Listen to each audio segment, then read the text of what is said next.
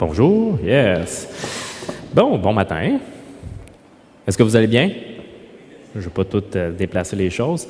Donc, on va faire les choses un peu différemment ce matin. Déjà, peut-être que si tu es quelqu'un qui vient régulièrement ici à Ecclésia, peut-être qu'en ce moment, tu fais comme, mais voyons, qu'est-ce qu'ils font, Lydia et Étienne? Qu'est-ce qu'ils font? Ils ont oublié d'aller s'asseoir? Ils n'ont pas oublié, c'est volontaire. Vous voyez qu'ils sont encore là parce qu'aujourd'hui, ce qu'on va faire dans les psaumes, c'est qu'on va, à travers le message, il va y avoir des moments de recueillement, de prière, il va y avoir des moments de louange aussi, qu'on va faire un peu à travers. Je vous dirais que l'inspiration, puis même vous avez vu, j'ai un tabouret là ici, fait que ça se peut aussi que je m'assois des fois, parce que l'inspiration de ça, c'est d'avoir un moment feu de camp. C'est quoi un moment feu de camp? Moi, la première fois, en fait, que j'ai un pasteur qui a parlé de ça, c'est lors de la dernière retraite pastorale de l'association en avril dernier. Fait que le conférencier s'appelait Brad Summers, puis il a dit, dans une retraite pastorale, il y a plein de pasteurs de toute l'association du Québec, dans le fond, qui se rassemblent ensemble. Puis c'est un temps de recueillement, de fraternité. Il y en a plusieurs qui amènent leurs enfants, etc. Puis ce qu'il disait, c'est que, là, je le sais, vous allez avoir tendance à vouloir parler de stratégie, de vision, de comme PR un peu, etc. Mais c'est un moment feu de camp. C'est quoi un moment feu de camp? C'est un moment quand on sait qu'on s'apprête à rentrer dans une période qui va être beaucoup comme active, que ça va bouger beaucoup, qui va avoir ça va être très missionnel, mettons, on pourrait dire, de prendre un temps d'arrêt ensemble, puis de se tourner vers Dieu. Il appelait ça un moment feu de camp parce que si vous avez déjà regardé des films, mettons, fantasy, genre, mettons, Le Seigneur des Anneaux, c'est un bon exemple pour ça, Narnia, etc. Comme avant une grande bataille, comme souvent, ils vont se rassembler autour du feu, prendre un temps pour parler, prendre un temps pour rire ensemble, prendre un temps pour revenir comme à la base, puis se concentrer sur leur amitié, mettons, entre eux, avant de partir au combat. Puis c'est un peu dans cette optique-là, parce que vous allez voir que les prochaines semaines, comme David a dit, mais à l'automne, on va parler beaucoup de vision. La semaine prochaine, Jean-François il va commencer aussi une série qui va parler de vision. On va ensuite être dans le livre de Philippiens. Puis on va parler beaucoup de c'est quoi les prochaines étapes, par la grâce de Dieu, qu'on veut suivre à Ecclésia. Donc aujourd'hui, c'est un moment un peu de se recentrer. Vous savez, Jésus il faisait ça aussi régulièrement quand il prenait du temps à part, qu'il allait prier, qu'il allait se recentrer sur son Père, sur Dieu, avant de retourner dans les foules, avant de continuer à guérir, à enseigner, etc. Fait que oui, aujourd'hui, on va mieux se recueillir pour mieux repartir. Et on sait que la moisson est grande, qu'il y a beaucoup, beaucoup de monde qui... nous, à Ecclésia, on veut qu'il y ait plus de gens qui connaissent le nom de Jésus dans les entourages, à Saint-Jérôme, dans les Laurentides, mais on sait que des fois, dans le brouhaha, dans la mission, quand on roule, bien, on peut perdre de vue qu'avant tout, on n'est rien sans Dieu, qu'avec lui, rien n'est impossible, mais qu'on ne veut pas perdre de vue notre relation qu'on a avec notre Seigneur. Donc, je m'assois. Aujourd'hui, on va continuer dans les psaumes. Et si tu ne sais pas trop, dans le fond, tu n'es pas au courant nécessairement de c'est quoi les psaumes, c'est un des 66 livres de la Bible. Et c'est un livre qui mélange très habilement la poésie et la théologie. Le mot théologie, c'est l'étude de qui est Dieu. Puis, dans mes études personnelles, parce qu'en ce moment, je suis pas mal en train de faire ça, de lire le livre des psaumes, puis j'en ai déjà parlé à un moment donné, mais moi, j'aime ça faire des codes de couleurs dans ma Bible. Ça me permet d'être plus concentré le matin, parce que je ne suis pas très matinal comme personne. Puis il y a 3 couleurs qui reviennent tout le temps, dans toutes les psaumes. Il y a une des couleurs que moi j'utilise qui est le vert. Le vert, c'est qu'est-ce que Dieu nous invite à faire. C'est quoi les choses, dans le fond, que la Bible enseigne. Puis il y en a beaucoup, beaucoup dans les psaumes. Sauf que c'est tout le temps relié à 2 autres choses. Qui est Dieu? Il n'y a pas un psaume que vous allez lire qui ne va pas parler d'une certaine facette de qui est Dieu. Et souvent, c'est ça qu'on va voir. Donc, je comprends mieux qui est Dieu. J'essaie de trouver du temps face à face avec Dieu, de mieux comprendre qui est Dieu. C'est ça qui nous amène en adoration. Et les promesses de Dieu.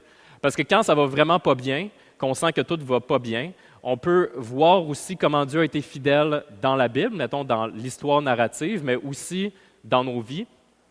Donc, quand on se rattache à qui est Dieu, à ses promesses, je crois que c'est ça qui nous amène dans comment lui obéir, mais surtout comment l'aimer aussi.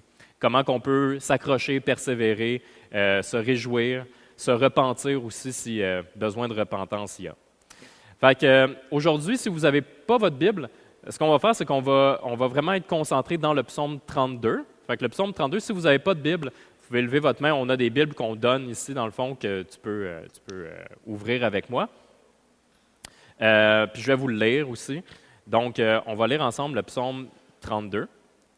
Puis, de temps en temps, justement, comme j'ai dit, on va s'arrêter pour prier, pour louer Dieu. Il va y avoir des chants aussi à travers ça. Ce que j'aime beaucoup dans les psaumes, vous allez voir aussi, c'est qu'il n'y a pas de filtre, il n'y a pas de détour, c'est en toute sincérité.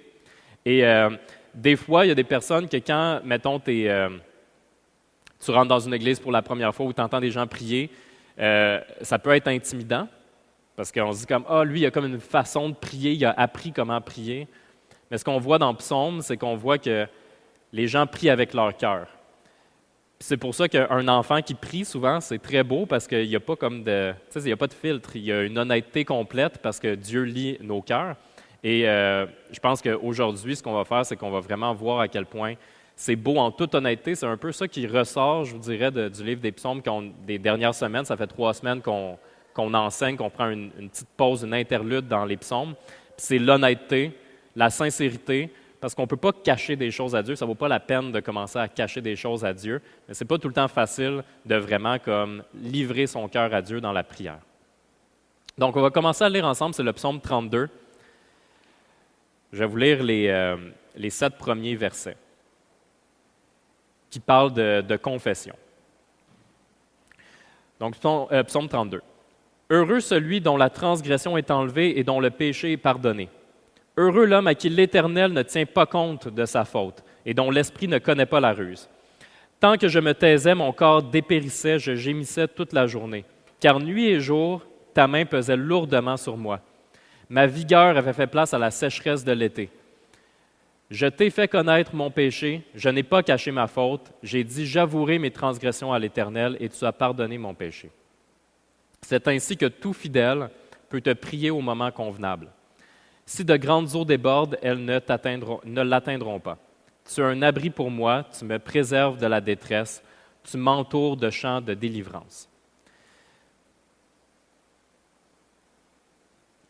Quand on dit que l'Évangile, c'est la bonne nouvelle, il y a aussi un autre penchant à la bonne nouvelle, puis c'est le fait que pour que ça soit une bonne nouvelle, il faut que ça parle de quelque chose qui est une bonne nouvelle, c'est-à-dire d'une délivrance, d'un secours qui est apporté par Dieu. Donc, quand on parle de la bonne nouvelle de l'Évangile, il faut nécessairement parler du péché. Parce que sinon, c'est une bonne nouvelle de quoi d'être délivré de quoi, tu sais. S'il n'y a pas de péché, il n'y a pas vraiment de raison pour Jésus de mourir à la croix pour le péché du monde. S'il n'y a pas de péché dans nos cœurs, on n'a pas vraiment besoin d'avoir Dieu. Donc, c'est de cette façon-là que la bonne nouvelle vient aussi avec l'idée que ça ne va pas bien dans nos cœurs, puis il y a aussi le péché. Puis quand on est confronté pour la première fois à la notion de péché, ou même, on s'entend là, comme régulièrement, on peut prendre notre péché pour acquis, puis là, des fois, on commence à le justifier. On est comme des experts de justification, les êtres humains, de commencer à dire, oui, mais ça, quand je vois ça chez quelqu'un, c'est vraiment grave, mais quand c'est dans ma propre vie, c'est plus justifié, tu sais. Des fois, on s'entoure de personnes aussi qui vont nous essayer de justifier, puis là, quand les gens ils essayent de nous ramener un peu, puis dire, non, mais je pense que c'est pas bien, bien, des fois, on peut trier les voix qui nous parlent pour essayer de comme, éteindre un peu sa conscience. Fait que quand on est confronté à la notion du péché, je pense que de façon générale, il peut y avoir 2 grandes réponses. J'aime pas généraliser, mais je te dirais que même si on est tous différents, puis je ne veux pas catégoriser les gens dans 2 grandes catégories, mais il reste quand même qu'on voit qu'il y a 2 patterns généraux. La première réponse qu'on peut avoir lorsqu'on est confronté à l'idée que, OK, mais attends, Jésus est mort pour le péché, fait qu'est-ce que ça veut dire dans ma vie? Est-ce que je suis pécheur? La première notion, ça pourrait être, par exemple, de dire que je n'ai pas vraiment de péché, ou je ne suis pas si pire que ça, ou peut-être que Jésus est mort pour le péché en général, mais j'ai de la difficulté à identifier en quoi il est mort pour moi personnellement. Et en plus, c'est normal aussi d'imaginer que dans sa vie, on va de plus en plus comprendre comment est notre cœur aussi. Parce que des fois, on peut chuter une première fois, puis on se dit « Ah, c'était juste une bad luck », mais quand ça fait 10 ans ou quand ça fait 15 ans, bien là, on commence à faire « OK, non, c'est vraiment une vraie affaire, là. J'ai vraiment besoin d'aide. C'est pas n'importe quoi, c'est pas juste une bad luck, j'ai besoin de Dieu pour me délivrer. » Fait qu'ici, c'est plus une question d'orgueil, OK? J'aimerais vous lire un des passages, c'est dans le premier épître de Jean, chapitre 1, versets 8 à 10, qui dit « Si nous disons que nous n'avons pas de péché, nous nous trompons nous-mêmes et la vérité n'est pas en nous. Si nous reconnaissons nos péchés, il est fidèle et juste pour nous les pardonner et pour nous purifier de tout mal. Si nous disons que nous n'avons pas péché, nous faisons de Dieu un menteur et sa parole n'est pas en nous. » Ça peut être une position très dangereuse de croire en Dieu, mais pas son propre péché. Pourquoi? Entre autres parce qu'on ne voit pas vraiment le besoin d'être sauvé, mais aussi parce que c'est une position qui implique qu'on risque de juger toutes les personnes autour de nous. Imaginez, si on se dit « Ah oui, Jésus est mort pour le péché, mais pour certaines personnes, mais pas vraiment moi », mais quand quelqu'un, un frère, un ami, va lutter avec un péché régulièrement, on va dire « Ben voyons, il est bien faible, comme me semble, il devrait comprendre avec les années. » Puis là, on rentre dans une position de jugement au lieu d'une position d'amour puis de soutien à la personne qui a de la difficulté. Ça peut donner une estime gonflée de nous-mêmes, puis aussi une indépendance face à Dieu, de se dire comme je n'ai pas vraiment besoin de Dieu, je vais être capable par mes propres moyens, puis de juger les personnes qui luttent avec le péché. Quand on regarde les pharisiens, c'est des gens, dans le fond, qui étaient comme des chefs religieux juifs. Et une des choses que Jésus faisait qui dérangeait beaucoup l'institution du moment, c'est les gens avec qui Jésus se tenait. Parce que Jésus allait vers les foules, allait manger avec des gens qui n'étaient pas considérés par la société comme des gens de bonne compagnie. Fait qu'on peut dire, par exemple, des gens peut-être qui fêtards, des gens qui buvaient un petit peu trop, des prostituées, etc. Donc, d'un regard extérieur de plusieurs personnes, il faisait comme, ben voyons, c'est lui le Messie, c'est lui Jésus, regarde avec qui il se tient, avec n'importe qui. S'il aimait vraiment Dieu, s'il était vraiment le Messie, s'il était le Fils de Dieu, ben il serait avec nous au temple, puis il serait comme, tu sais, il garderait une certaine sainteté avec nous autres, tu sais. Fait qu'on voit que ça, c'est un des problèmes. On voit des gens, les pharisiens, les chefs juifs, croyaient en Dieu, mais ils croyaient en Dieu avec plein de choses pour atteindre Dieu, plein de lois, plein de petites choses à rajouter. Et on voit qu'il y a un grand jugement dans leur cœur, parce qu'ils rejettent Jésus.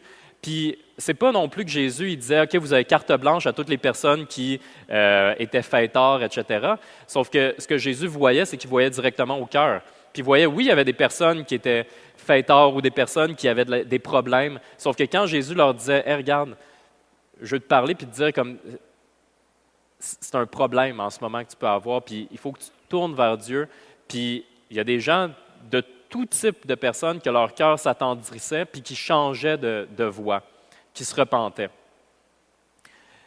Mais quand on regardait la foule avec qui Jésus se tenait, bien, des fois, les gens pouvaient avoir des jugements par rapport à ça. Fait que j'aimerais ça prier d'abord, si ça sonne une cloche pour toi. Il y a une histoire, je ne l'ai pas écrit ici, mais il y a une histoire dans la Bible, une parabole que Jésus raconte avec l'enfant prodige. À chaque fois, genre, je pense pour le restant de ma vie, je ne le dirai jamais comme il faut, OK? L'enfant prodigue, OK? Prodigue. La parabole de l'enfant prodigue, c'est qu'il y a un monsieur, un propriétaire, dans le fond, qui a 2 enfants. Un de ses enfants veut vivre sa vie, OK? Puis c'est un jeune adulte, puis il dit à son père, « Donne-moi tout de suite ton héritage, je veux que tu me donnes ce que tu vas me donner à ta mort, admettons, je vais le prendre tout de suite, puis je vais aller vivre ma vie. » Fait qu'il prend la moitié, dans le fond, parce qu'ils sont 2 frères, donc il prend ce que son père lui donne, son père dit, « OK, c'est correct, je vais te donner mon héritage. » Le garçon part, puis il s'en va faire le party, puis il dilapide toute la fortune, puis finalement, il se retrouve dans une porcherie, essentiellement juste pour faire un peu d'argent. Puis il n'y a plus une scène, il est dans la boîte, puis là, il se ramasse à manger la même nourriture que les cochons. Puis il se dit, ah, qu'est-ce que j'ai fait? Qu'est-ce que j'ai fait? Il y a comme là le désir de repentance parce qu'il fait comme je suis vraiment dans le fond du baril. Puis si je retourne chez mon père, puis que je deviens son esclave, je vais être mieux nourri, puis il va mieux prendre soin de moi qu'en ce moment parce que j'ai vraiment pris une débarque. Okay? Fait que lui, il retourne vers son père avec cette idée-là de « OK, je m'en vais vers mon père, je vais m'humilier, je vais me mettre à genoux, puis je vais lui demander de me prendre comme son esclave. » Quand il retourne vers son père le voit arriver, il y a un messager qui lui dit « Ton fils est en train de revenir », puis ça faisait comme beaucoup de temps que son fils était parti.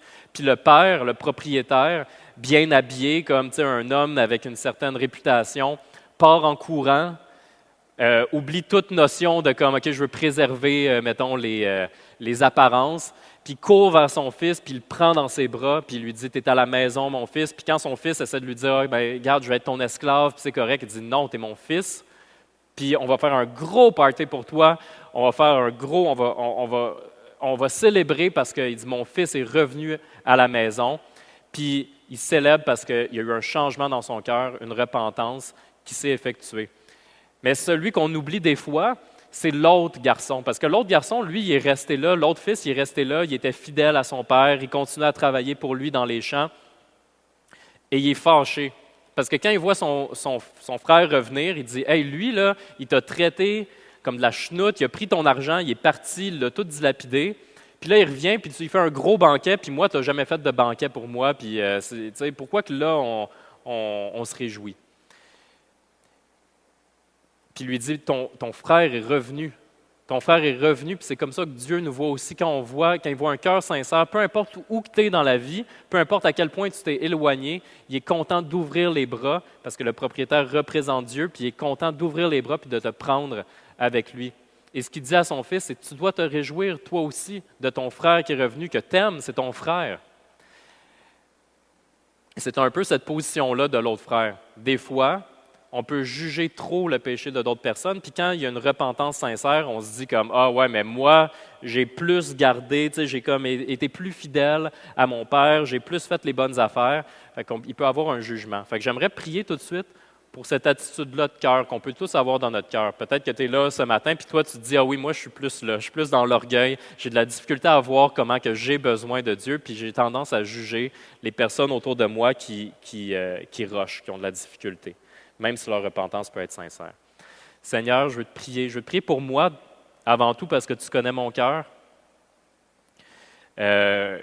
Puis au fil des années, je sais que tu l'attendris, mais tu sais que je m'identifie pas mal à ce frère-là qui juge des fois autour de lui. Je veux te prier pour moi, je veux te prier pour toutes les personnes de l'Assemblée aussi, pour que tu puisses nous montrer qu'on a besoin de toi, Seigneur. On a besoin de toi. Tu n'es pas mort pour les péchés de n'importe qui, tu es mort pour les péchés de chacun d'entre nous spécialement. Chacun d'entre nous pour des choses qu'on a de la difficulté. Si on est laissé par nous-mêmes, on s'en va dans le champ. On a besoin de toi, Seigneur. Merci de m'aider, merci d'aider toute personne que ça peut résonner aussi dans son cœur, d'aider à briser cet orgueil-là et ce jugement-là, qu'on se rappelle qu'en toi, on est tous tes sœurs, tous tes fils, toutes tes filles. Merci Seigneur. Amen. L'autre réponse possible, ça ressemble au premier enfant qu'on a vu qui retourne à son père et qui se dit « Je ne suis pas digne de mon père. Je vais être son esclave, mais je ne suis pas digne de lui. J'ai tellement été infidèle à lui, je ne l'ai tellement pas aimé que je ne peux pas accepter son amour. » On peut se sentir très hypocrite dans une situation comme ça parce qu'on dit « Mon péché est trop grand. Même si je essaie de retourner à Dieu, il va voir mon cœur et il ne m'acceptera pas. » Si tu penses que Dieu, quand tu t'imagines qu'est-ce que Dieu pense de moi, puis tu dis « Ah, Dieu, il pense que je suis un menteur, que je suis un tout croche, que je ne mérite pas son amour », c'est un mensonge. C'est un mensonge complet. Puis je sais qu'on peut se sentir hypocrite, puis qu'on peut se dire « J'ai tombé trop loin, je suis trop creux, puis c'est fini, il n'y a rien à faire. » Mais c'est faux. C'est un mensonge. On va en parler tout à l'heure parce qu'on va parler que c'est vrai que c'est quand même un problème qu'on chute régulièrement puis qu'on peut sentir qu'on n'est plus digne de s'approcher de la présence de Dieu. Mais j'essaie de voir avec vous un truc qui m'a beaucoup aidé, puis j'espère que ça pourrait aider aussi d'autres personnes. Donc ça, c'est un autre mensonge. Si vous pensez que vous êtes trop loin, trop éloigné, que votre péché est impardonnable, c'est faux, puis vous pouvez être complètement honnête avec ce que vous vivez devant Dieu.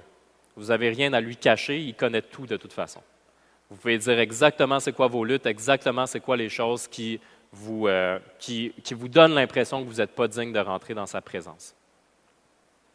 Donc, on va prier aussi pour toi. Si tu sens que c'est plus là que tu es en ce moment, puis tu as la difficulté, que tu as un blocage, parce que tu sens que tu n'es pas digne de l'amour de Dieu, puis du sacrifice de Jésus pour toi aussi. Seigneur, je ne connais pas toutes les personnes de l'Assemblée, je ne connais pas le cœur de toutes les personnes, mais toi, tu les connais. Je vais te prier pour que tu puisses enlever cette barrière-là, puis donner la conviction à qui que ce soit qui entend le message, qui peuvent te parler directement à toi parce que Jésus, ton Fils, est mort à la croix pour restaurer ce lien-là avec toi, puis que toute personne, tout fidèle qui te parle, qui veut te parler directement, tu l'écoutes. Tu es sensible à ce qu'il vit, puis tu peux l'aider. Malgré tout ce qu'il peut avoir dans la vie de la personne, malgré toutes les difficultés, même si ça fait 20 ans, 30 ans que la personne chute avec les mêmes choses, tu es plus grand que tout ça. Puis le sacrifice de Jésus à la croix couvre tout le péché. Seigneur, je te prie, je te supplie que ça ne soit pas un obstacle pour qui que ce soit de se sentir trop hypocrite puis de s'empêcher de rentrer dans ta présence, de s'empêcher de te demander pardon. Merci Seigneur. Il y a quelques années, il y a quelqu'un qui est venu parler d'évangélisation à un moment donné ici, il s'appelait Simon, j'ai oublié son nom de famille. Il s'appelait Simon. Puis l'exemple qu'il a donné par rapport à ça, puis c'est un exemple qui me revient souvent dans la tête, mais ça implique qu'il faut que tu connaisses un peu comment ça marche le poker, un petit peu. La variante de Texas Hold'em. Okay? En gros, quand tu joues à cette variante-là du poker, tout le monde a 2 cartes devant lui. Okay? Fait qu'on se fait donner 2 cartes, puis après, il y a 5 cartes qui vont sortir, qui appartiennent à tout le monde. C'est comme les cartes collectives pour tout le monde qu'on appelle la rivière ou le river ou peu importe. Okay? Fait que quand tu commences, si mettons les 2 cartes que tu reçois, bien là, tout le monde reçoit des cartes différentes. Okay?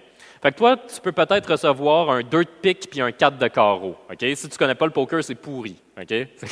C'est vraiment pas bon. Okay? Fait que par exemple, toi, tu es là, puis dans l'assemblée, il y a des gens que vous vous sentez comme ça. Que tu es comme moi, là, je regarde les personnes autour de moi, puis j'ai vraiment eu les pires cartes que j'aurais pu avoir. J'ai un 2 de pique puis un 4 de carreau, c'est pourri. Okay? Quelqu'un d'autre peut avoir, par le fruit du hasard, admettons ici, quand on joue, 2 as, qui est comme une vraiment bonne carte, okay? Des vraiment bonnes paires, tu as une paire d'as en partant, fait que là, ici, il y a comme une inégalité qui se crée. Puis après ça, quand on commence à jouer, bien, la personne, le croupier, va mettre les cartes, une après l'autre. Il va mettre 5 cartes qui appartiennent à tout le monde. Et toi, tu dois choisir parmi tes 7 cartes, les 2 que tu as dans tes mains puis les 5 qui sont là, c'est quoi qui va te faire ta meilleure main pour que tu puisses gagner. Mais là, imaginez que le croupier sort les cartes, puis ce qui sort dans chacune des cartes, c'est une floche royale. Fait que la floche royale, c'est comme le 10 de cœur avec le valet de cœur, avec la reine de cœur, avec le roi de cœur, avec l'as de cœur. Fait que la meilleure main possible au poker est présente sur la table et est commune à tout le monde. Si tu gardes tes mains ou que tu essaies de faire un jeu avec les mains que tu as en ce moment dans tes mains, tes 2 cartes, tu vas perdre. Tu ne gagneras jamais parce que c'est commun ce qui est offert à tout le monde qui est dans le milieu. Mais vous pouvez voir que ce qui peut arriver, c'est que la personne qui a le 2 de pique puis le 4 de carreau peut regarder ce qui est là puis se dire comme « OK, mais c'est pas juste, là, j'allais me faire planter. Là. » Comme j'avais vraiment la pire main, puis là, il faut que j'accepte celle-là. Mais tu peux peut-être te sentir comme ça puis te dire « Je ne suis pas digne de ça, c'est trop beau pour être vrai, fait que je vais rester avec mes mains pas bonnes, genre, parce que je ne peux pas accepter ça, c'est trop gratuit, c'est trop un gros cadeau gratuit qui m'est offert puis je ne suis pas digne. » Puis de l'autre côté, la personne qui part avec sa paire d'as, ça va peut-être être déçue parce qu'elle va se dire « J'allais planter tout le monde. J'avais tout était parfait, tout était correct, j'allais gagner. Mais là, maintenant, si je veux vraiment gagner, bien, il faut que je prenne ce qui est commun à tous. » Puis si tu gardes ta paire d'as avec toi puis tu décides de préserver ta vie, même si ta vie est comme super puis que tout le monde t'envie, bien, tu vas perdre quand même parce que la meilleure chose est offerte à tous. La meilleure main possible, la main imbattable est là. Puis c'est ça qui est offert à tout le monde. Comme Céline Dion dirait, les premiers seront les derniers. Mais c'est pas Céline qui l'a dit en premier, c'est Jésus en passant, si vous ne le saviez pas, mais tu sais, ça revient à ça. Okay? Si vous aviez de la difficulté à comprendre cette parole-là, c'est cet effet égalisateur de la bonne nouvelle de Jésus, qui vient enlever un peu tous nos préjugés qu'on peut avoir dans qui vaut mieux que d'autres puis qui dans la société. Je vais répéter un des versets qu'on a vus tout à l'heure. Je t'ai fait connaître mon péché, je n'ai pas caché ma faute. J'ai dit, j'avouerai mes transgressions à l'Éternel et tu as pardonné mon péché. Fait qu'on a tous des moments qu'on voit rouge, OK, puis qu'on perd le contrôle. Puis des fois, c'est peut-être plus facile de demander pardon dans des occasions comme ça parce qu'on a comme un regret instantané. Tu vas parler avec quelqu'un, puis là, à un moment donné, genre, tu perds le contrôle, tu cries après la personne. Puis là, quand l'adrénaline redescend, tu peux faire « OK, regarde, c'est pas moi ça. » Ou en tout cas, tu peux te dire « C'est pas moi ça, c'est pas habituel à moi. Je m'excuse. » Puis après coup, ici, c'est plus facile en prière de revenir en prière et de dire « Seigneur, je te demande pardon parce que j'ai vraiment besoin de toi, puis j'ai pris une dérape à ce moment-là. » Ce que je pense qui est plus difficile, c'est quand on a des péchés qui sont récurrents et qui sont prévisibles. Quand on a des patterns qu'on a vraiment de la difficulté à se défaire parce que, je ne sais pas pour vous, mais je vais le dire pour moi, on se sent cheap parce qu'on se dit, il va falloir que je le prie combien de fois pour être délivré. Puis là, on se dit, en priant, puis en priant la même affaire, à un moment donné, est-ce que Dieu va se dire comme, là, c'est parce que c'est la même affaire que tu pries tout le temps, puis à un moment donné, il faudrait que tu changes quelque chose dans ta vie? Je vais vous donner des exemples de situations qui sont prévisibles, OK? Il y a des personnes que quand on rencontre, si vous savez, je vais aller rencontrer une personne, ça peut être ton mari, ta femme, ton chum, ta blonde, ça peut être tes parents, ça peut être ton beau-fils, ta belle-sœur. Il y a des personnes que quand on rencontre, quand on sait qu'on s'en va parler à la personne, on a un petit stress parce qu'on se dit « Ah, là, je le sais que je vais pogner les nerfs. » Parce qu'à chaque fois que je parle de ce sujet-là ou à chaque fois que je parle avec cette personne-là, même si ça ne sort pas nécessairement, même si je ne vais pas commencer à crier après la personne, je sais qu'est-ce qui va se passer dans mon cœur. Je sais que je n'aime pas la personne. OK? Ça peut être une situation. Ça peut être que tu sais qu'il y a comme un pattern que quand tu vas être tout seul avec tes 3 enfants, mettons, puis que tes enfants sont plus jeunes, peu importe, tu es dans une situation stressante, que tu vas perdre patience. Ça peut être des situations qui sont récurrentes, que tu as identifié le pattern, puis tu le sais, ça va arriver, genre. J'ai besoin d'aide, ça va arriver. Je le vois arriver, je vais avoir cette conversation-là. Seigneur, aide-moi. Une autre chose, c'est tout type de dépendance. Tout type de dépendance rentre dans ça. C'est récurrent et c'est prévisible. Ça peut être une dépendance à... Vous savez, ici dans la semaine, il y a plusieurs personnes qui se rassemblent par rapport aux dépendances à l'alcool, les dépendances à la cocaïne, à l'alimentation, de trop manger ou pas assez manger, les dépendances à la pornographie, les dépendances... Il y a plein de dépendances. Fait que ce que je vais vous partager, c'est quelque chose que David m'a partagé, que lui-même avait déjà entendu d'un autre message. Mais souvent, quand il y a des luttes avec une dépendance, ce que j'entendais souvent, c'est qu'il me disait, bien, quand tu vois que ça arrive comme le besoin ou le projet de donner libre cours, dans le fond, à ta dépendance, même si tu ne veux pas le faire, bien, t'éteins ta conscience, mais prie. Puis, je trouvais que oui, je devrais prier. J'avais de la difficulté à savoir quoi prier. C'était comme général pour moi, parce que je me disais, OK, mais je peux prier, mais quoi prier? Puis ça m'a beaucoup aidé dans le combat spirituel, ça m'a beaucoup aidé. Donc, l'histoire que David m'a dit, c'est qu'il m'a parlé de ce que Pierre, c'est une histoire de Pierre et Jésus, OK? Pierre, un des apôtres de Jésus. C'est dans Matthieu 26, 30 à 35. Je vous la lis. Donc, Jésus va être livré. Okay? Jésus annonce à ses disciples, c'est comme leur dernier repas, puis là, ils s'en vont au mont des Oliviers pour prier, puis il dit, « Je vais être livré aux autorités, puis vous allez me nier. Vous allez dire que vous ne me connaissez pas, puis là, les disciples disent, « Non, on ne fera jamais ça. » Donc, Matthieu 26, 30 à 35. « Après avoir chanté les psaumes, ils se rendirent au mont des Oliviers. Alors Jésus leur dit, « Vous trébucherez tous cette nuit à cause de moi, car il est écrit dans les Écritures, « Je frapperai le berger, les brebis du troupeau seront dispersées. Mais après ma résurrection, je vous précéderai en Galilée. » Pierre prit la parole et lui dit, « Même si tous trébuchent à cause de toi, ce ne sera jamais mon cas. » Jésus lui dit, « Je te le dis en vérité, cette nuit même, avant que le coq chante 3 fois, tu me renieras. » Pierre lui répondit, « Même s'il me faut mourir avec toi, je ne te renierai pas. » Et tous les disciples dirent la même chose. Plus loin dans le récit, on voit que c'est exactement ce que Jésus dit. Quand Jésus est livré aux autorités, il y a des personnes qui vont voir Pierre et qui vont dire « Hey, je te connais, toi, tu étais avec Jésus, comme à chaque fois qu'il faisait des enseignements ou qu'il était là, tu étais comme tout le temps son bras droit, là, pratiquement, tu étais tout le temps avec lui. » Puis Pierre va dire « Non, non, je ne le connais pas. » Puis il va le faire par 3 fois.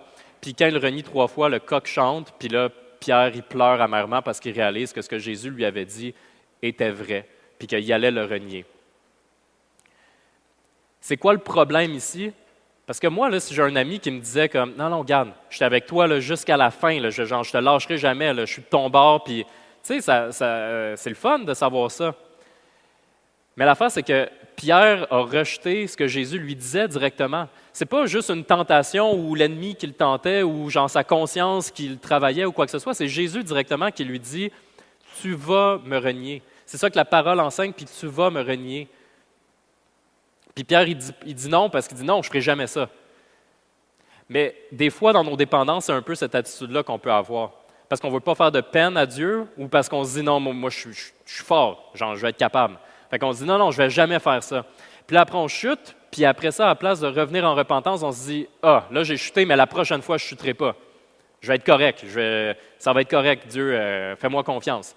Puis là, on rechute, puis à un moment donné, on ne se sent plus digne de demander pardon pour ça parce qu'on se dit, ben là, c'est de reconnaître que finalement, on est faible. C'est un problème d'orgueil de vouloir reconnaître sa faiblesse. OK? Fait que, ce qui m'a beaucoup aidé, c'est que David il disait, quand tu vois ça arriver dans ton cœur, quand vous voyez ça arriver dans votre cœur, que vous dites, regarde, là, ça va arriver. Là, je ne file pas, puis ce soir, je le sais que je vais comme retomber dans ma dépendance. OK? Des fois, ça arrive, puis on ne le voit pas, mais des fois, on le voit, puis on éteint notre conscience. Bien, c'est là le moment de prier, c'est de dire, Seigneur, tu vois mon cœur, tu sais que je vais chuter ce soir, à ce moment-là. Tu sais que le plan que mon cœur est en train de faire, c'est que je ne vais pas vouloir t'obéir ce soir. Je vais regarder de la pornographie, même si je ne veux pas en regarder. Je vais comme sortir la bouteille de fort, même si je ne veux pas. Je vais volontairement faire taire ma conscience parce que je veux faire ma volonté, puis non la tienne. Puis là, tu demandes à Dieu de t'aider, de dire « Je suis trop faible, aide-moi ». Là, comprenez-moi bien, ce n'est pas une carte blanche, OK? Ce n'est pas de dire comme « OK, je vais prier à Dieu, je vais dire « Ah, Seigneur, je vais aller faire un hold-up ce soir, pardonne-moi ». Parce que je suis trop faible, puis ben c'est ça, je vais faire le hold-up, mais éclaire ma conscience, puis là, finalement, le soir, ben tu dis, ben j'ai prié plus tôt, puis là, je vais aller faire le hold-up. C'est pas ça, OK? C'est pas une carte blanche, il n'y a pas une carte blanche sur le péché ou sur les choses que la Bible condamne. Il n'y aura jamais une carte blanche pour ces choses-là. Donc, c'est pas en priant de dire comme, bon, ben ce soir, je vais chuter, puis là, après, on se sent mieux, puis là, ben, on chute, tu sais, parce qu'on se dit, ah, je me suis confié à Dieu, fait que là, c'est correct, j'ai la conscience tranquille. Non, c'est pas ça. C'est pas de chuter, mais c'est de juste admettre sa faiblesse puis demander à Dieu de l'aide. Puis je vous le dis, ben, vous ne le saurez pas si vous ne l'expérimentez pas, mais je vous le dis, ça fait vraiment une différence. Ça fait vraiment une différence. Parce que ça nécessite de s'humilier quand même devant Dieu. Mais je trouve que c'est vraiment quelque chose qui m'a personnellement aidé, puis j'espère que ça pourrait être pour vous aussi un aide. Et ça ne veut pas dire non plus que les autres moyens pour t'aider à vaincre les dépendances ne sont pas bons. Les groupes de soutien, une patch de nicotine, des filtres Internet pour t'aider avec la pornographie, toutes ces choses-là, c'est des bonnes choses. Tu ne devrais pas t'empêcher de faire ces choses-là. Mais ça ne devrait pas être ça la première chose que tu mets. Ça devrait être de réaliser qu'avant tout, c'est une désobéissance envers Dieu. C'est dommageable notre péché pour nous-mêmes. Dieu ne veut pas juste qu'on ne le fasse pas parce que genre il n'aime pas ça, mais c'est aussi parce que ce n'est pas bon pour nous. C'est dommageable pour notre entourage, mais c'est avant tout un péché contre Dieu. Je vous lis dans Jacques 1, 14, 15. « Mais chacun est tenté quand il est attiré et amorcé par sa propre convoitise. Puis la convoitise, lorsqu'elle a conçu, enfante le péché, et le péché étant consommé produit la mort. » 1 Jean 2,16 « Car tout ce qui est dans le monde, la convoitise de la chair, la convoitise des yeux et l'orgueil de la vie ne vient point du Père, mais vient du monde. » Mais la bonne nouvelle, c'est que ça a déjà été vaincu. Le péché a été vaincu à la croix. Le moyen de grâce pour rentrer à la présence de Dieu a déjà été fait. L'appel a déjà été fait. Romains 19, « Si tu confesses de ta bouche le Seigneur Jésus et si tu crois dans ton cœur que Dieu l'a ressuscité des morts, tu seras sauvé. » C'est déjà là. La main, la main qui est offerte, là, la flèche royale, est là. Pour n'importe qui, en ce moment.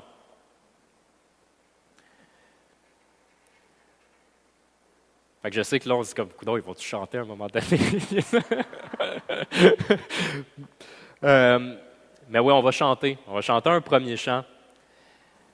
On a parlé beaucoup de repentance. Il y a un verset, une parole qu'on va chanter là. « Tel que je suis, en proie, au doute à chaque instant, lutte au dehors, crainte en dedans. »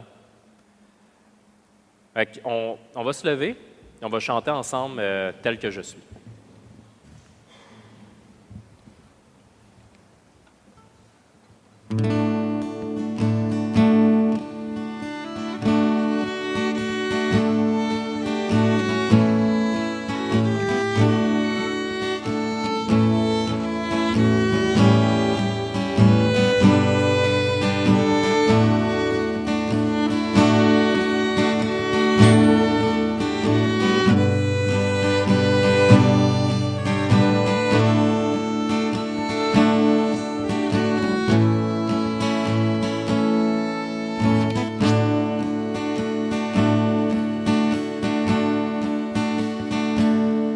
Tel que je suis, sans rien à moi, sinon ton sang versé pour moi, et ta voix qui m'appelle à toi, agneau de Dieu, je viens, je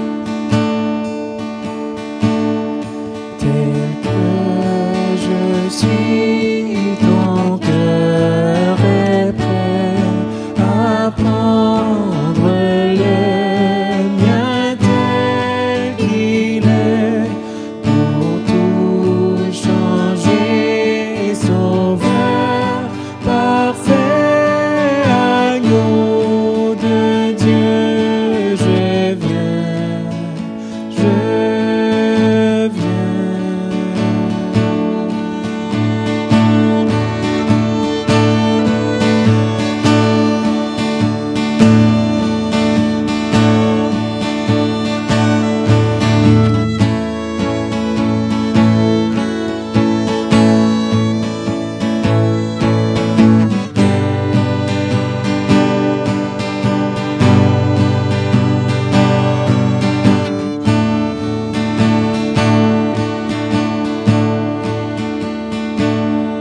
Tel que je suis, ton grand amour a tout pardonné sans retour.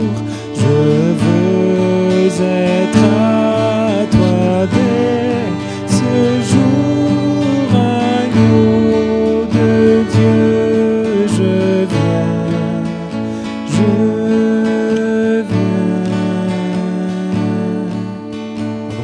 dernière ligne. Je veux être à toi dès ce jour, agneau de Dieu, je viens, je viens.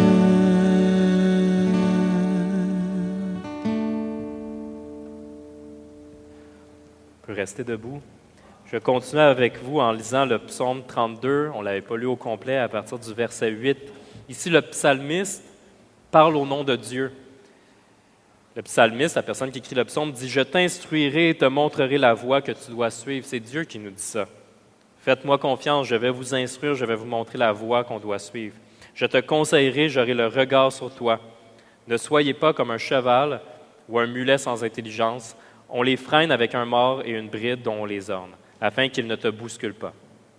Beaucoup de douleurs sont le lot du méchant, mais celui qui se confie en l'Éternel est environné de sa grâce. » On va chanter, je dis, « Garde-nous, Seigneur, instruis-nous dans tes voies. » On va chanter « Entre tes mains. » Aide-nous à te connaître, à aimer ta voix. Aide-nous à s'abandonner entre tes mains. Chantons ensemble « Entre tes mains. »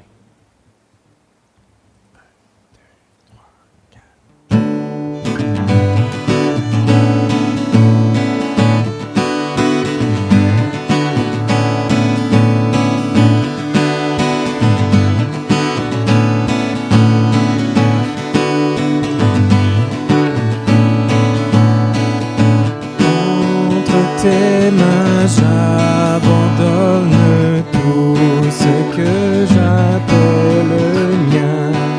Oh, ne permets à personne, Seigneur, d'en reprendre rien. Oui, prends tout, Seigneur. Oui, prends tout, Seigneur.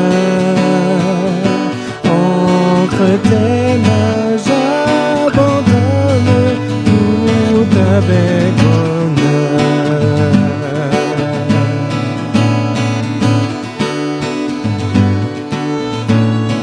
Je n'ai pas peur. Je n'ai pas peur de te suivre sur le chemin de la croix. C'est pour toi que je veux vivre, je connais, j'aime ta voix. Oui, prends tout, Seigneur. Oui, prends tout, Seigneur. Entre tes mains, j'abandonne tout avec bonheur.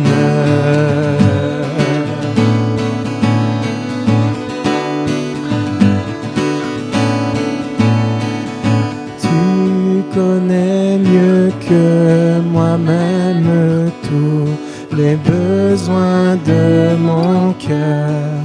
Et pour mon bonheur suprême, tu peux me rendre vainqueur. Oui, prends tout, Seigneur. Oui, prends tout, Seigneur. Je ne vis plus pour moi-même, mais pour mon Sauveur.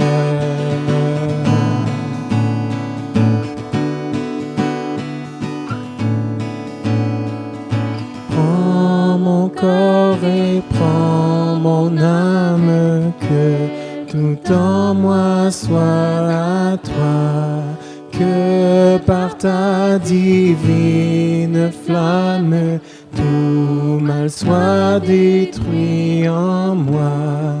Oui, prends tout, Seigneur. Oui, prends tout, Seigneur. Prends mon corps et prends mon âme, règne sur mon cœur. On va refaire oui, prends tout, Seigneur. Oui, prends tout, Seigneur. Oui, prends tout, Seigneur.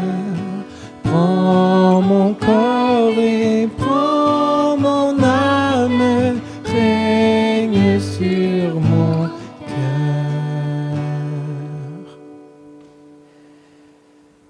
Verset 11. Juste, réjouissez-vous en l'Éternel et soyez dans l'allégresse. Poussez des cris de joie, vous tous, qui avez le cœur droit. De tout mon être, alors, élève un chant. On veut célébrer notre Dieu, Dieu tout-puissant, que tu es grand.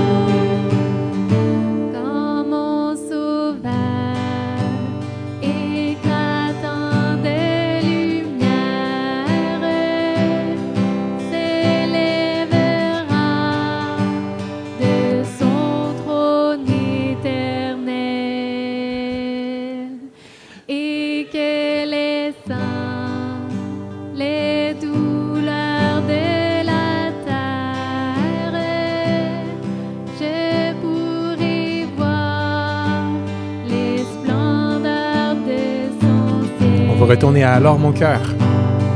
Alors mon cœur dit la nuit le jour que tu es bon, ô Dieu d'amour. alors mon cœur dit la nuit le jour.